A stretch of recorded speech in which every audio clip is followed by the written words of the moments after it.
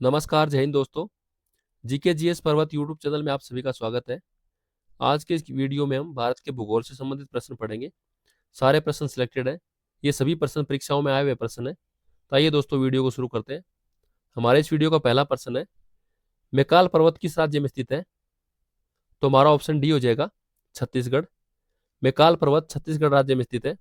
हमारा दूसरा प्रश्न है, नल्ला मल्ला की पहाड़ियां किस राज्य में स्थित है? तो हमारा ऑप्शन सी हो जाएगा, आंध्र प्रदेश। नल्ला मल्ला की पहाड़ियां आंध्र प्रदेश राज्य में स्थित है। हमारा तीसरा प्रश्न है, आंध्र प्रदेश और तमिलनाडु के तटीय भूभाग को क्या कहते हैं? तो हमारा ऑप्शन बी हो जाएगा, कोरोमंडल तट।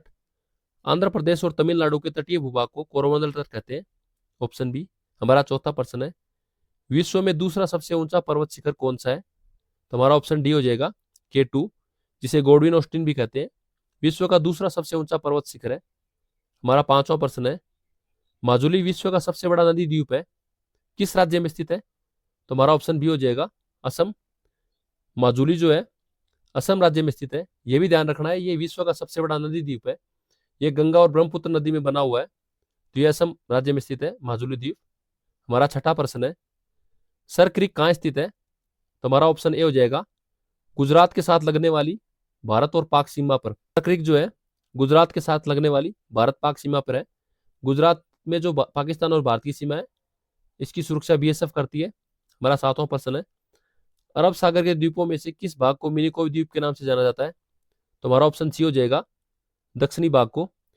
अरब सागर के द्वीपों में से दक्षिणी भाग को मिनिकोय द्वीप के नाम से जाना जाता है। हमारा आठवां प्रश्न है, निम्नलिखित पहाड़ियों में से वह कौन सी है जो पूर्वी और पश्चिमी घाटों को जोड़ती है? तो हमारा ऑप्शन सी हो जाएगा, नीलगिरी की पहाड़ी। नीलगिरी की पहाड़ी जो है पूर्वी और पश्चिमी घाटों को जोड़ती है। इसे ब्लू माउंटेन भी कहते हैं दोस्तों। हमारा नौवां प्रश्न है, सतलज तथा काली नदियों के बीच स्थित हिमालय का भाग किस नाम से जाना जाता है? तो हमारा ऑप्शन सी हो जाएगा, कुमायूं हिमालय। सतलज तथा काली नदियों के बीच स्थित हिमालय कुमायूं हिमालय के नाम से जाना जाता है। हमारा 10वां प्रश्न है, तिस्ता और दिहांग नदियों के मध्य आने वाली हिमालय की भाग को किस नाम से जाना जाता है? तो हमारा ऑप्शन सी हो जाएगा, असम हिमालय। तिस्ता और दिहांग नदियों के बीच आने वाले हिमालय को असम हिमालय कहते हैं।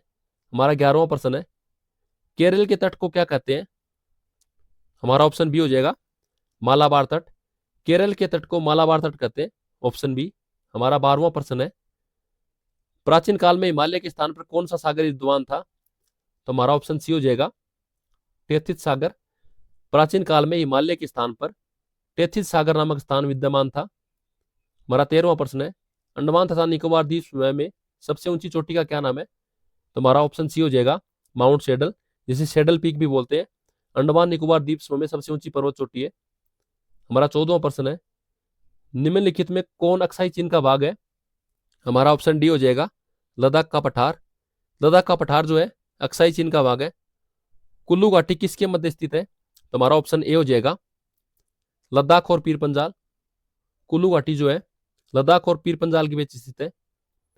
हमारा 16वां प्रश्न है, भारत की जलवायु पर निम्नलिखित में से किसका प्रभाव नहीं पड़ता? तो हमारा ऑप्शन बी हो जाएगा, गल्फ स्ट्रीम धारा। भारत की जलवायु पर गल्फ स्ट्रीम धारा का प्रभाव नहीं पड़ता। हमारा 17वां प्रश्न है, वर्ष में 50 सेंटीमीटर से कम वर्षा वाला स्थान कौन सा है? तो हमारा ऑप्शन बी हो जाएगा, कश्मीर में लेह। कश्मीर के लेह में जो है दोस्तों 50 सेंटीमीटर से कम बारिश होती है। हमारा 18वां प्रश्न है, दक्षिण पश्चिम मानसून कब तक पूरे देश में सक्रिय हो जाता है? तो हमारा ऑप्शन डी हो जाएगा, 15 जुलाई। 15 जुलाई तक दक्षिण पश्चिम मानसून जो है पूर्ण रूप से सक्रिय हो जाता है पूरे देश में। आपके लिए प्रश्न है दोस्तों, दक्षिण पश्चिम मानसून सबसे पहले किस राज्य में प्रवेश करता है? हमारा 19वां प्रश्न है, भारत का सबसे शुष्क भाग कौन सा है? तो हमारा ऑप्शन ए हो जाएगा, जैसलमेर। जैसलमेर भारत का सबसे शुष्क भाग है। जैसलमेर राजस्थान राज्य में स्थित है दोस्तों।